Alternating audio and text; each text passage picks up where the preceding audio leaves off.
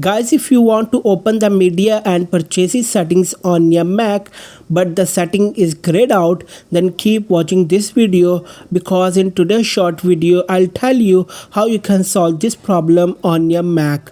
So let's get started without wasting any time.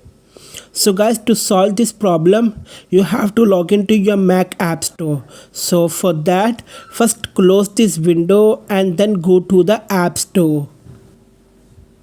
Once you are in the App Store, now click on Sign In button at the bottom left. Now you'll be asked for your Apple ID and password to log in, so enter your Apple ID and password here.